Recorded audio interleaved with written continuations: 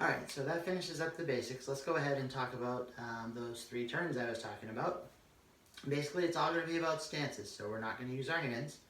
We're just going to take those and you put them on your belly, or I'll tuck mine in my belt, which you guys, once we get together again, we'll have belts, so that'll be cool. You guys can all walk like cowboys, like me. Anyway, I digress. So in Taikyoku, which is the first katas we'll learn, they are basically what they call eye pattern, or some people call it compass points, some people call it other things. But anyways, so what that means is we turn left, we turn back to the right, then we head north, I'm sorry, then we head up the middle, hit both sides on the middle, come back and hit both sides back here. So essentially, if you think of it as a compass point, then you're facing north when you start, you go west, and then you go back to the east, and then go back north, then east, west on that end, and I don't know, that's all getting confusing. Let's just go ahead and think of it as an eye. It's a little easier. So the three turns, basically, that we're going to need, first is, and I worked with this with the junior class already, is turning to the left and blocking.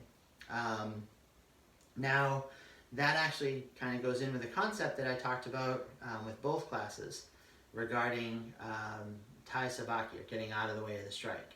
So, if you can imagine, the form is basically imagining that you're fighting an invisible opponent. So you imagine the first attacker is coming from this side.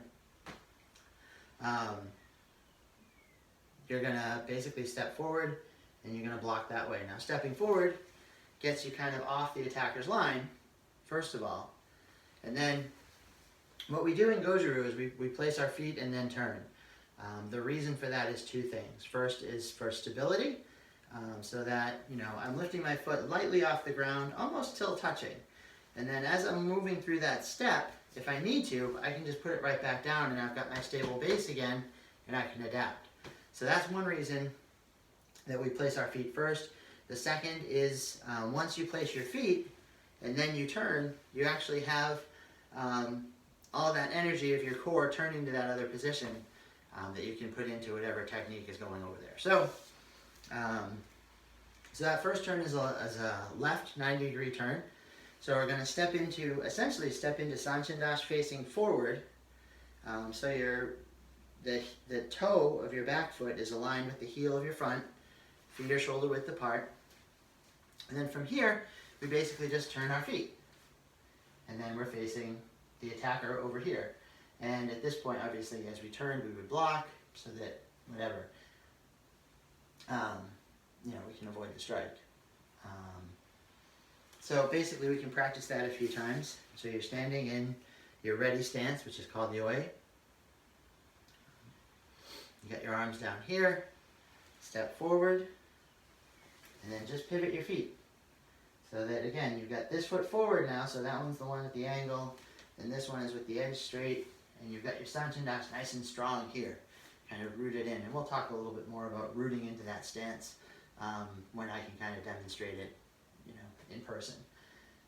So that's the first step of our kata, actually, as far as our feet go. And there are times, even as an instructor, as a second-degree black belt, when I will sometimes practice these katas. These are foundational, and I'll practice them without my hands, just to make sure that my stances are correct. Because if your stances aren't right, then you're going to be off balance. And if you're off balance, then, that's no good.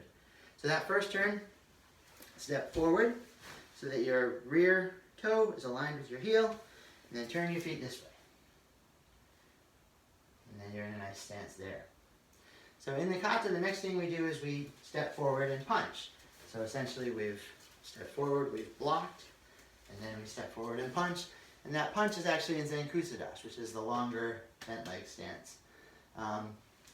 From here, our next attacker is coming from behind us. So we have to turn 180 degrees to turn and face the complete opposite direction. So for that, again, first thing you always do is you look. You always look where you're turning, because what if your grandmother's coming with cookies, or, it's someone who wants to come and give you a check for $1 million, you don't want to hit them, right? So you always want to look where you're going. And with that 180-degree turn, you bring that front foot back. And you place it, and this is actually a transitional stance we call Kosadash, but you don't need to memorize that right now. And then from here, you pivot your feet again, and there you are in that Shikodash, Sanchin Dash.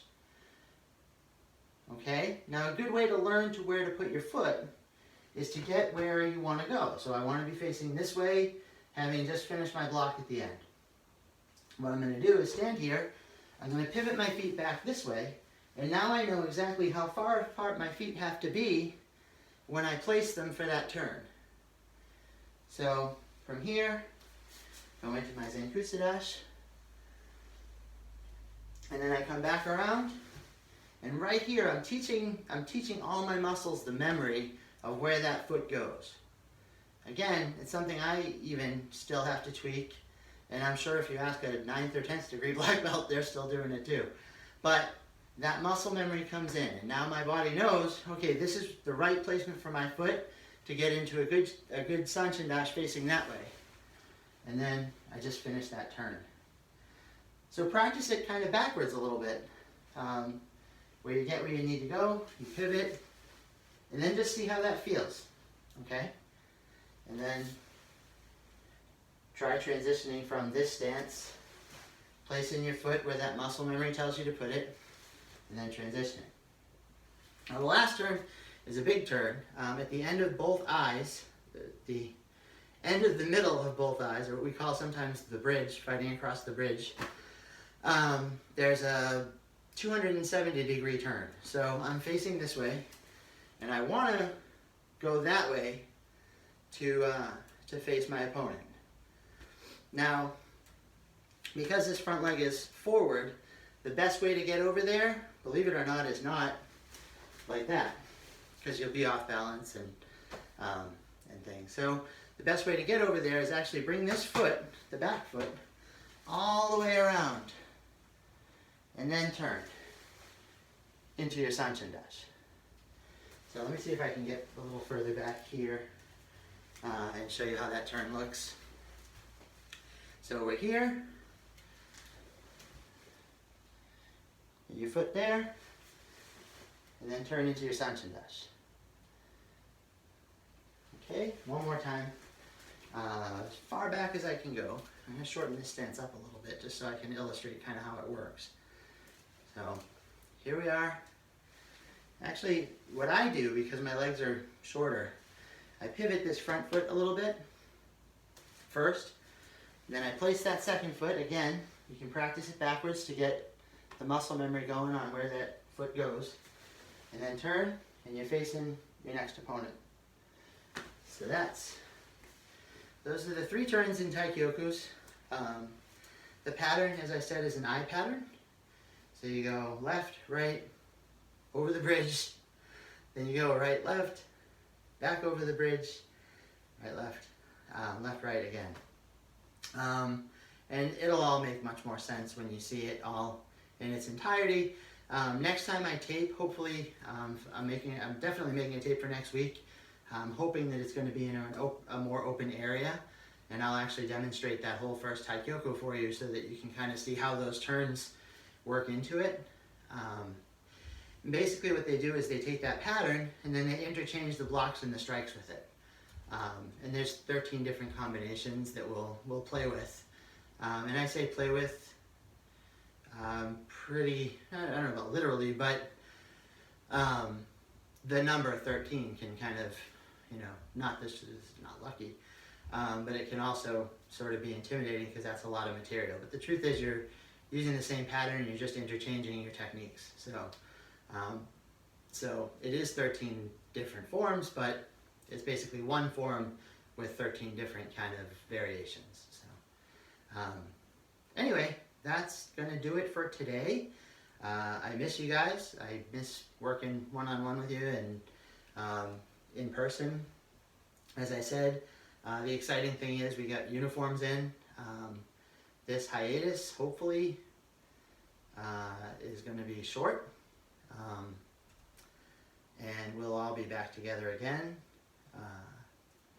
And like I said, you know, scouting out some places to maybe do some outdoor workouts, or maybe all of us together, the junior class and the adults, we could all kind of get together and have some fun outside once the weather is more consistently good.